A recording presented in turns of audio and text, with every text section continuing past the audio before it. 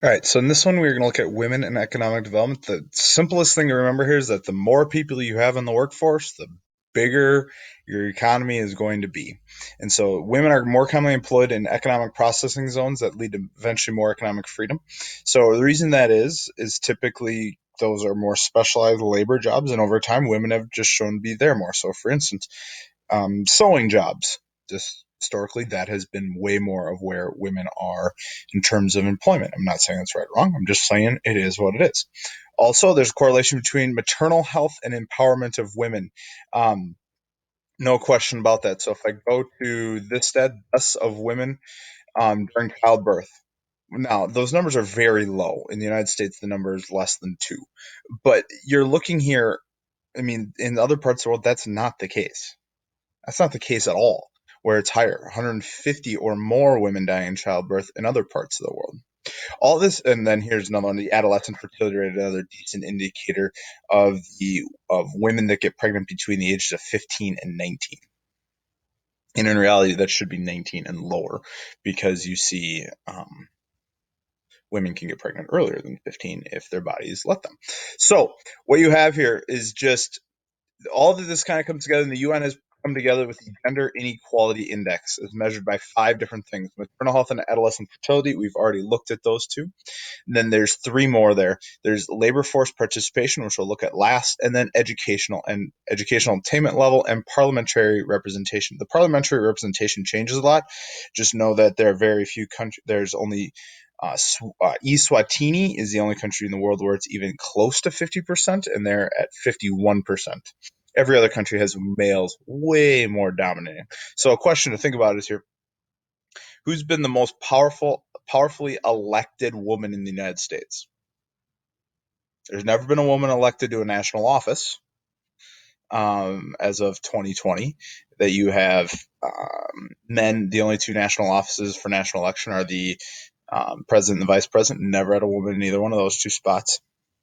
Other countries have obviously had women. I mean, you could make a pretty strong argument. I know the most powerful argument in the world is Angela Merkel, either the current or former prime minister, depending on when you're watching this, of Germany.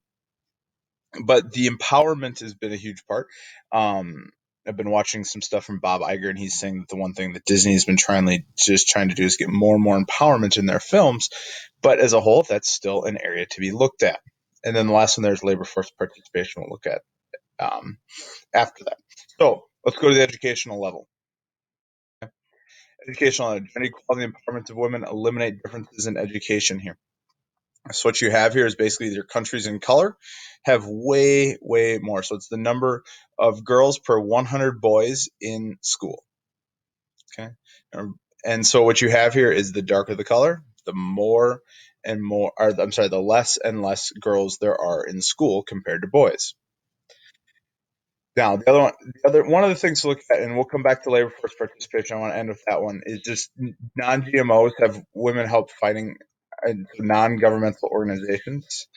These are some of them as a whole that work to promote basically women's issues around the world. One of the things you'll see more and more, and we'll go to that in a second here, is microloans. Is microloans. So microloans. If I scroll back to my it's a website called Kiva.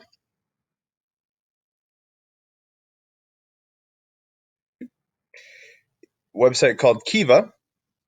And what Kiva does is it gives out microloans to people. And so what it does is it gives out loans to people and it basically says, yeah, that sounds good. And you can give out loans to however people do things. So in this case, I'm just going to look up women. And so if you want to give to Jennifer, a loan of $3,000 helps her pay for rent here. But then it goes around the world. A loan of you can help and give $25 to this group of women who buy nails and cement. Okay, $400 to buy more goats to fatten and sell for later to Patrice in Uganda. I mean, so microloans are becoming more and more of a way that people can get help. It's crowdsourcing. It's crowdsourcing of different. I mean, to buy more livestock in Kyrgyzstan. I mean, so that it's just a way that you can have more and more women participating in the labor force. So if you look here at this map over here on the right side, I'm going to play this. I will agree to your experience here. This is how the excuse me, sneezing away here. This is how the labor force participation has changed from 1990 to 2017, and so you can that these are the countries that had low rates of labor force participation. Okay, so this would be obviously this would be 100% would be women. That's not happening. And so just going down from there, and you can see labor force participation, proportion of the population age that is or older that is economically active.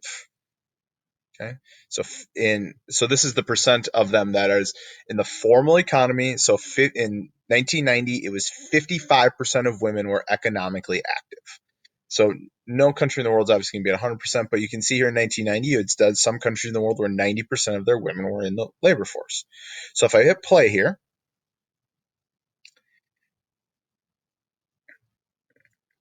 definitely see more green. So the United States today is about 55.7. Canada, the high end, nobody is still at 100. Okay. So if I click on a country here, let's click on the United States. So today the United States at 55.574. Let's add a country like Mozambique that I saw it was showing up. Mozambique. Thank you. Okay. Mozambique is higher.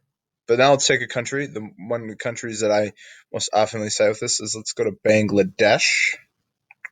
There it is. Way lower. Now, part of the reason for this is you're in general going to see your Muslim majority countries in the Middle East and Southwest Asia be lower rates of female participation because of how the laws are going to be set there. But I mean, the United States is far from perfect either. I mean, Mozambique is way higher than the United States. Since this is in 2017, that's 82% of women in the formal economy. All right, so what should you know from this lecture in the end? You should know the factors that go into the gender inequality index. You should know that in general, the more women in the economy, the more economic growth you have, and that more and more women, the correlation between maternal health and the empowerment, just the more empowerment of women, the more developed a country is.